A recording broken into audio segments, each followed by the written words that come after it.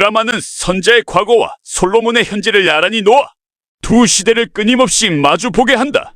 이로써 원작에서는 후반부에야 등장하는 솔로몬의 이야기가 첫 회부터 큰 비중으로 다루어지고 할머니 세대의 순환과 손자 세대의 정체성 고민이 동전의 양면임이 또렷해진다. 문자의 서사를 영상의 서사로 옮기며 매체의 이점을 10분 살린 모범적인 각색이라 할 만하다. 원작을 읽은 이에게는 새로운 발견을, 읽지 않은 이에게는 원작을 찾아 읽고 싶은 갈증을 안기는 것이다. 오! 세 배우가 그려낸 한생의 선자라는 인물. 선자는 한 사람이면서 세 사람이다. 유년의 선자를 전윤아가, 처녀 시절의 선자를 신인 김민아가, 노년의 선자를 윤여정이 연기한다. 세 배우는 생김새가 꼭 닮은 것도 아니건만 화면 속에서 그들은 의심할 여지 없는 한 사람이다. 그것은 세 배우가 눈빛 하나를 공유하고 있기 때문이다. 세상을 똑바로 바라보는 눈, 두려워하되 피하지 않는 눈이다. 어린 선자가 아버지의 무릎에서 배운 그 눈빛이 처녀 선자의 결기가 되고 노년 선자의 형용한 위험이 된다. 한 인간의 생애가 이토록 설득력 있게 이어지는 예를 나는 근래 어떤 드라마에서도 보지 못했다. 오디션으로 발탁된 신인 김민하의 연기는 그 중에서도 경이롭다. 사랑에 눈뜨는 처녀의 발그레한 설렘에서 배신을 깨달은 여인의 참담함, 낯선 땅 시장 바닥에서 김치 광주리를 이고 첫 소리를 지르기까지 김민아는 선자의 가장 파란만장한 시절을 조금의 과장도 없이 살아낸다. 특히 오사카의 시장에서 처음으로 김치를 팔려고 목청을 트는 장면은 이 시즌의 백미다. 부끄러움과 절박함 사이에서 떨리던 목소리가 마침내 시장 바닥을 가르는 우렁찬 외침으로 터져 나올 때 그것은 단순한 장사의 소리가 아니라 한 인간이 낯선 세상을 향해 내지르는 생존의 선언이다. 노년 선자를 연기한 윤여정의 존재감은 또 어떠한가? 그는 많은 말을 하지 않는다. 다만 밥을 먹고 창밖을 내다보고 손자를 바라볼 뿐이다. 그러나 그 주름진 얼굴 위로 80년의 세월이 강물처럼 흐른다. 수십 년 만에 고국 부산의 바닷가에 선 노년의 선자가 파도에 몸을 맡기고 울음을 토해내는 장면에서 나는 함께 울지 않을 도리가 없었다. 그 울음은 개인의 회한이면서 동시에 고향을 그리며 남의 땅에서 늙어간 모든 실향의 넋들을 대신한 통곡이었다. 노년 선자 역에 윤여정을 앉힌 것은 이 드라마의 가장 빛나는 선택 중 하나였다. 반세기 넘게 한국 연기의 한 축을 지켜온 그는 영화 미나리로 한국 배우 최초로 미국 아카데미 여우조연상을 받으며 세계가 아는 배우가 되었거니와 이민 가족의 할머니에서 제일 조선인 할머니로 이어지는 그의 행보는 그 자체로 상징적이다. 젊은 배우들 사이에서 그는 군림하지 않고 스며든다. 후배들의 연기를 넉넉히 받아주면서 결정적인 순간에 화면 전체를 장악하는 그 관록은 선자라는 인물이 가족 안에서 차지하는 자리와 정확히 포개어진다. 배우의 인생과 배역의 인생이 서로를 비추는 흔치 않은 만남이었다. 경계에 선 사람들 인물 군상. 선자의 어머니 양진을 먼저 이야기하지 않을 수 없다. 남편을 여의고 홀로 하숙을 치며 딸을 키워낸 이 억척스러운 여인은 딸을 떠나보내는 대목에서 이 드라마의 가장 사무치는 장면 하나를 남긴다. 오사카로 가는 딸에게 흰 쌀밥 한 끼를 먹이겠다고 쌀장수 앞에서 자존심을 내려놓는 어머니의 뒷모습. 그리고 그 밥을 꾹꾹 눌러 담으며 끝내 울음을 삼키는 얼굴이다. 말주변도 배움도 없는 이 어머니가 딸에게 줄 수 있는 것은 그 밥 한 그릇이 전부였으나 실은 그것이 전부이고도 남았다. 선자의 강인함이 어디에서 왔는지를 이 장면은 웅변한다. 선자는 아버지에게서 촌엄을 배우고 어머니에게서 생활력을 물려받은 것이니 선자라는 인물은 곧 그 부모의 합작품인 셈이다. 파친코의 미덕은 주인공 못지않게 주변 인물들이 저마다의 무게로 서 있다는 점이다.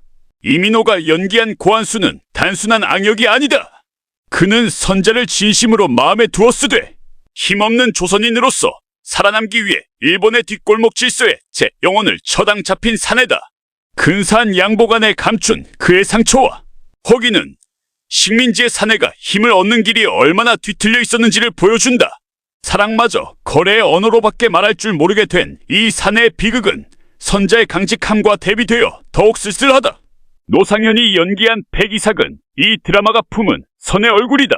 병약한 몸으로 남의 허물을 제 것으로 껴안는 이 젊은 목사는 혼인으로 선자를 구원하는 듯 보이나 실은 선자의 강인함에 기대어 제 신앙을 완성해 가는 인물이기도 하다. 부부가 서로를 살리는 이 관계의 결이 참으로 곱다. 요셉의 아내이자 선자의 형님인 경희 역시 잊을 수 없다.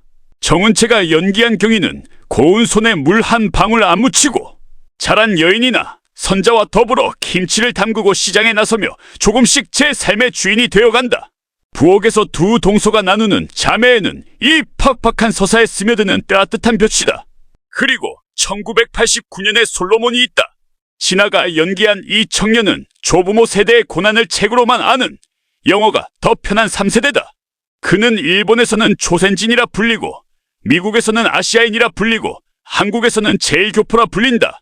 어디에도 온전히 속하지 못하는 이 청년의 방황은 할머니 세대의 고난과는 결이 다르되 깊이가 덜하지 않은 또 하나의 유랑이다. 파친코 사업으로 자수성가했으나 끝내 일본 주류 사회의 문턱을 넘지 못하는 아버지 모자수, 그리고 시대의 상처를 제 몸으로 앓는 여인 하나에 이르기까지 이 드라마의 인물들은 하나같이 경계 위에서 위태롭게 저마다의 균형을 잡고 있다. 7. 역사의 증언 지워진 이름들을 불러내다. 파친코 시즌 1이 특히 값진 것은 우리 역사, 교육에서조차 소홀히 다루어져 온 제일 조선인의 삶을 정면으로 증언한다는 점이다. 나라를 빼앗긴 백성들이 먹고 살 길을 찾아 현해탄을 건넜고 그 수가 해방 무렵 200만에 이르렀다. 그들은 일본에서 조선인이라는 이유로 멸시받았고 해방 후에는 돌아갈 형편이 못되어 눌러앉았으며 그 후손들은 오늘까지도 귀화와 차별 사이에서 정체성의 줄타기를 하며 살아간다. 드라마는 이 거대한 비극을 강의하듯 설명하지 않는다. 다만 선자네 가족의 밥상과 골목과 일터를 통해 보여줄 뿐이다. 그래서 더 아프다. 그 중에서도 제7화는 오래도록 잊지 못할 것이다. 이 회차는 본 줄거리에서 잠시 비켜서서 청년 시절 한수의 과거로 거슬러 오른다. 1923년 관동 대지진의 그날 대지가 갈라지고 불바다가 된 혼돈 속에서 조선인들이 우물에 독을 탔다는 유언비어가 퍼지고 죽창과 몽둥이를 든 자경단이 조선인 사냥에 나선다.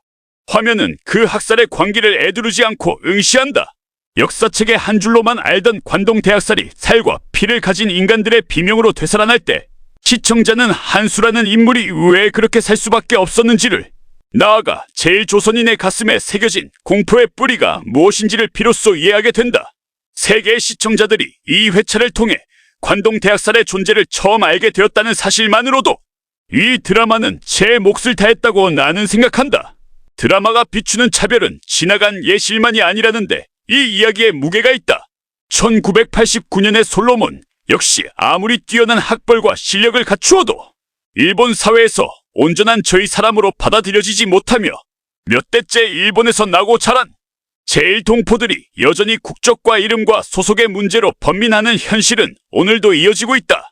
100년 전에 시작된 이야기가 아직 끝나지 않은 이야기라는 것, 그것이 이 드라마를 단순한 시대극으로 보아 넘길 수 없는 까닭이다.